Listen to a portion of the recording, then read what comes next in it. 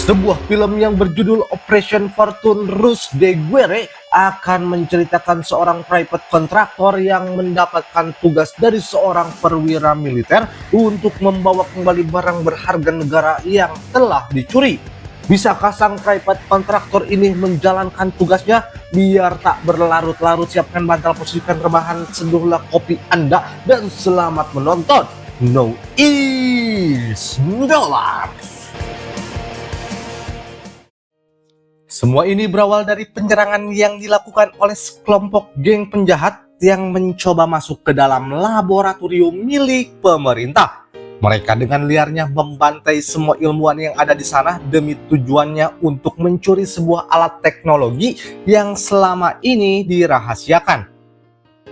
Kejadian inilah yang akhirnya membuat sang jenderal militer untuk mengutus seorang private contractor yang bernama Nathan. Ia memberikan sebuah misi untuk mengambil semua barang yang telah dicuri sebelumnya. Tak hanya itu, dia juga ditugaskan untuk mencari tahu maksud dari para penjahat tersebut untuk mencuri alat teknologi itu. Kemudian di keesokan paginya, Nathan memperkenalkan para anggota timnya guna menyusun langkah dan strategi yang digunakan dalam misi ini. Setelah sekian lama berdiskusi, Nathan memberi saran untuk bekerja sama dengan seorang agen mata-mata terkemuka yang bernama Orson Fortune. Awalnya mereka tidak ada yang menyetujuinya, tentunya karena biaya yang dikeluarkan untuk mendatangkannya sangatlah besar. Selain itu, sekelas agen mata-mata seperti Orson, penjemputnya harus menggunakan private jet. Akan tetapi Nathan tetap bersikeras agar sebisa mungkin bekerja sama dengan Orson. Menurutnya, hanya orang itulah yang bisa menyelesaikan segala misi yang sulit. Kebetulan hari itu juga Orson sedang menikmati liburnya di Maroko. Mengetahui info tersebut, Nathan masuk ke hotel tempat Orson berada. Kemudian ketika mereka bertemu, mereka berdua memang seakan-akan sudah saling kenal satu sama lain.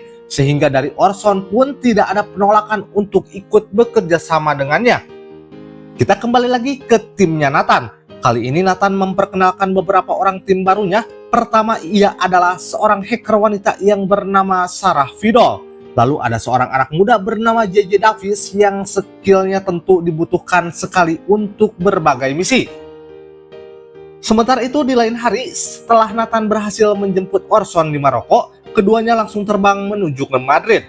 Ternyata Sarah dan JJ terlebih dulu telah berada di sana sehingga mereka bisa menyambut kedatangan Nathan di bandara. Siang harinya, Nathan beserta timnya memulai aksi pertama mereka di bandara. Melihat ada seorang pria bernama Norman tengah membawa barang curian di laboratorium kemarin. Secara sigap, Orson langsung mencoba membuntuti orang tersebut. Melalui cara inilah dia akan mencari tahu siapakah dalang penjahat yang akan membeli teknologi itu. Nathan menyewa 2 orang lagi untuk menjadi mata-mata di setiap sudut bandara. Tiba-tiba saja, timnya malah dibuat pingsan oleh orang yang tak dikenal. Kala itu Sarah juga tidak menyadari kejadian tersebut, padahal dia sendiri sedang memantau rekaman CCTV yang ada di sana. Ternyata semua itu adalah ulah pria saingan Nathan, yaitu Mike, yang memiliki profesi sama sebagai seorang detektif, serta mengincar paket yang sama dengan mereka. Tapi beruntungnya, Orson dan JJ cepat menyadari keberadaan Mike dan langsung menyerangnya. Ketika Norman yang sedang berjalan, dia hampir saja diculik oleh Mike. Untung saja Orson dan JJ melihatnya dan berhasil mensabotase aksi tersebut. Akibat aksi yang menegangkan ini, Norman pun terkena serangan jantung hingga mereka harus langsung menolong dan membawanya masuk ke dalam mobil. Ketika Nathan dan tim sedang menelusuri kasus ini, ternyata mobil mereka dibuntuti oleh Mike dari arah belakang. Alhasil, Nathan pun mempercepat tindakannya dengan menyalin semua data-data penting yang dia dapatkan ke dalam flash disk. Pada saat itu, mobil Mike berhasil mencegat mobil mereka. Sialnya Norman sedang dalam kondisi sekarat dan hampir mau meninggoy. Saat detik-detik terakhir, dia menyampaikan kalau Nathan harus segera mengantarkan flash disk tersebut ke kafe sore itu. Kalau sampai flash disk tersebut tak diantarkan, Norman akan kehilangan nyawa istrinya juga. Tak butuh waktu lama Nathan sampai di kafe yang dimaksud oleh Norman, dan benar saja saat dia duduk di sana langsung ada seseorang yang mengambil tas koper tersebut dan langsung pergi begitu saja. Pria itu adalah seorang pengacara ilegal yang bernama Greg Simon. Sementara itu, dengan keahliannya, Sarah langsung mendapatkan segala informasi tentang siapa pria itu. Kemudian pada keesokan harinya, Sarah diam-diam merencanakan sebuah misi tanpa pengetahuan Nathan. Dia tiba-tiba terbang ke Los Angeles lebih dulu untuk menjemput seorang aktor ternama yang bernama Danny Francesco. Aktor satu ini sangat dikagumi oleh Greg, bahkan dia rela membayar Danny senilai 150 miliar hanya untuk mengundangnya ke acara ulang tahunnya. Kini Sarah dan Orson mulai berpikir caranya untuk bisa merekrut Danny agar mau bekerja sama dengan mereka. Dari sini, Sarah mulai menonjolkan keahliannya dengan menggunakan bukti-bukti rekaman. Dia menunjukkan beberapa bukti tentang Danny yang pernah selingkuh dengan kakak iparnya, bahkan berhasil menemukan aib busuk dari manajer utamanya Danny, dan tanpa berpikir panjang, Danny langsung menyetujuinya. Setelah berhasil membujuk Danny, mereka langsung terbang menuju Prancis. Tempat itu adalah lokasi pesta Greg yang akan digelar. Acara diadakan di sebuah kapal yang sangat mewah. Sarah datang dengan berpura-pura menjadi pacarnya Danny, sedangkan Orson akan menjadi manajernya. Ketika Greg sedang asyik mengobrol dengan miliarder lain, seketika melihat Danny, ia langsung datang menghampirinya dan memberikan sebuah kalung berlian seharga 20 miliar. Perlu diinfokan kalau Greg ini adalah orang yang suka caper dengan kekasih para aktor-aktor terkenal. Begitu juga dengan kehadiran Sarah di sana sebagai pacarnya Danny. Seketika itu langsung membuatnya jadi tertarik. Misi utama mereka sekarang akan dimulai dengan meretas handphone milik Greg. Sarah melihat handphone itu dibawa oleh sang asisten ke ruangan yang khusus. Tapi sayangnya Sarah gak bisa berbuat apa-apa karena ia diajak minum oleh para tamu undangan. Sementara itu di sisi lain, JJ dan Nathan bertugas meretas rekaman CCTV dari kamar hotel. Tapi tiba-tiba salah satu anggota Mike muncul di tengah acara. Alhasil Orson langsung bergegas untuk menyingkirkan mereka, sedangkan Sarah akan menyelinap ke ruangan khusus tempat HP Greg yang sebelumnya disimpan. Saat itu kedatangan Sarah sempat diketahui oleh salah satu pengacara dari Greg. Tapi karena ia pandai berbicara seperti wanita pada umumnya, kecurigaan terhadap dirinya seakan merasa tak ada. Sedangkan di tempat yang lain, Orson mulai mendekati anak buahnya Mike, lalu memberikan sogokan berupa jam tangan mewah agar mundur dalam rencana ini. Tapi karena Mike terlalu rakus dalam hal harta, Orson langsung membatalkannya dan memilih bertarung langsung saja. Scene sekarang berpindah ke Danny yang sedang berbincang dengan Greg. Di sana dia bilang bahwa dirinya akan memerankan karakter miliarder yang misterius. Mendengar itu, Greg langsung memberi tawaran untuk pergi ke villa miliknya agar Danny punya referensi bagaimana kehidupan dari seorang miliarder sungguhan.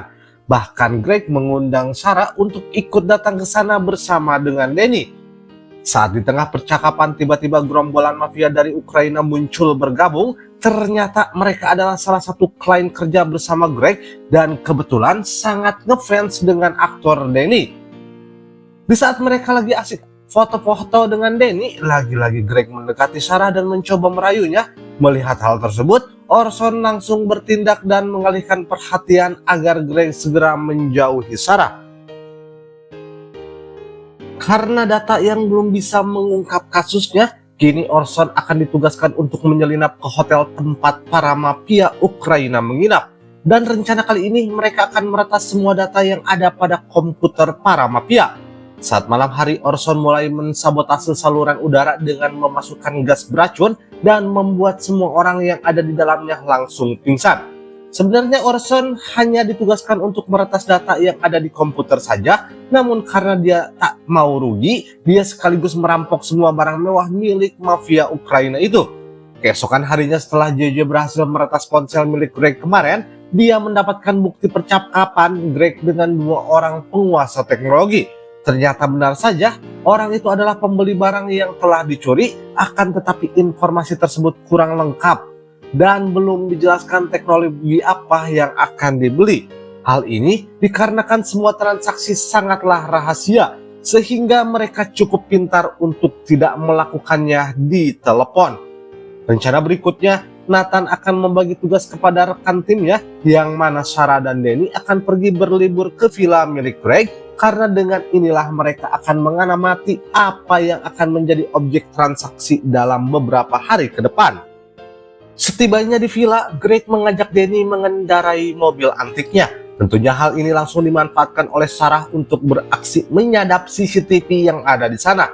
Dengan kemampuannya, Sarah berhasil merekam seluruh file yang ada di komputer. Tapi sayangnya, tidak ada tanda-tanda transaksi tentang alat teknologi yang dicuri. Sementara itu di sisi yang lain, Orson dan JJ sedang berada di Turki. Mereka di sana untuk mengikuti salah satu pengacara mafia Ukraina yang diduga akan menjadi perantara saat transaksi. Secara kebetulan, salah satu pengacara Greg juga berada di lokasi yang sama. Karena mengetahui hal tersebut, Orson bergegas membuntutinya dari belakang. Penyabaran Orson kali ini sempat terbongkar saat mengikuti seorang pengacara mafia dan hal ini membuatnya jadi diincar. Dalam momen pengejaran itu, ZZ langsung hapus pesan dan panggilan pada ponselnya. Si pengacara Greg bernama Haris sempat kewalahan karena Orson kabur menggunakan sepeda motor. Tak kehabisan cara, Haris lari dan naik ke atas gedung agar Orson naik juga ke atas sana. Tapi saat Orson tiba dan mereka bertarung, Harislah yang kalah hingga ia jatuh dari atas gedung tersebut. Sekarang scene berpindah ke Jenderal Militer Inggris. Di sana dia menjelaskan bahwa teknologi yang dicuri adalah sebuah teknologi kecerdasan buatan atau AI. AI ini akan sangat berbahaya jika jatuh ke tangan yang salah. Karena dengan teknologi AI, mereka bisa meretas semua sistem pertahanan negara. Tak hanya itu saja, bahkan teknologi tersebut juga bisa mengaktifkan serangan bom nuklir. Kemudian dari informasi yang didapat, sebuah transaksi besar akan dilakukan keesokan paginya. Maka dari itu, Orson berpura-pura menjadi Haris sang pengacara dari Greg. Sedangkan JJ akan memasang alat pelacak di semua mobil mafia untuk membuntutinya.